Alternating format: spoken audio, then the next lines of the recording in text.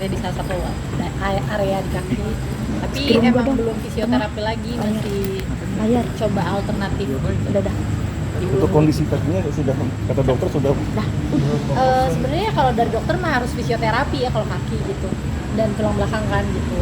Cuman Keterangan. emang masih kalau habis fisioterapi itu sakit banget. Udah. Jadinya lagi berhenti fisioterapinya, Sekali aja. cuma tetap dikontrol ronsen sama diurus. Iya, sebenarnya sih ya maksudnya hidup 2 kali ya. Ya.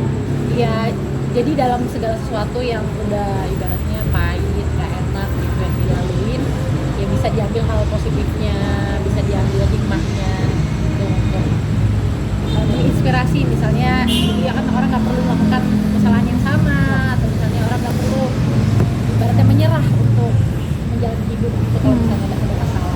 Oke. Soal perubahan pernikahan kita kamu bilang katanya mau posting foto-foto itu setelah anniversary itu alasan kenapa?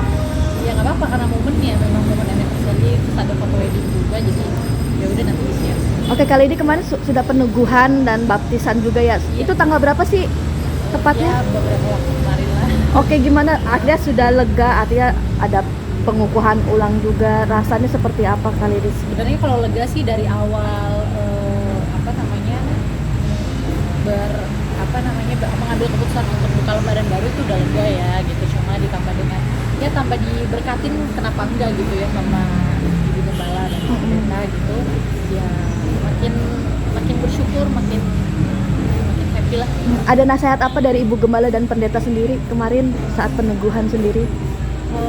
Nasihatnya sih lebih ya untuk tetap erat dan dekat sama Tuhan ya gitu. Tapi katanya Lady sendiri kan dari Gideon sendiri katanya sempat cerita terkait permasalahan sebelum akhirnya memutuskan rujuk.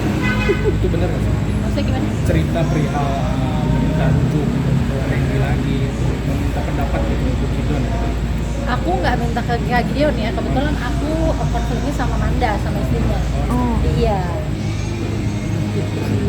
Kenapa sih mungkin Sebenarnya kalau bukan meminta, tapi aku tuh dititipkan konseling pernikahan sih awalnya ya gitu. Tapi untuk kegelisahan aku gitu dalam keputusan yang aku ambil kan itu kan bukan keputusan yang mudah ya, ngambil keputusan mau bercerai. Itu pasti kan banyak yang dipertimbangkan kayak gitu. Tapi kok bukan malah jadi lebih damai, bukan malah jadi lebih tenang, malah makin bimbang, malah makin banyak pertimbangannya gitu, malah makin nggak mau bebas tadinya gitu ibaratnya, kok malah pikirannya makin nggak bebas menurut saya.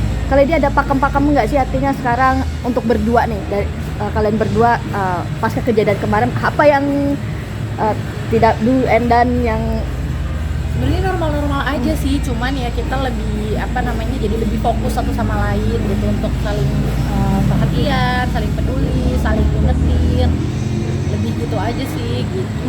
alasan rujuk karena saling mencintai?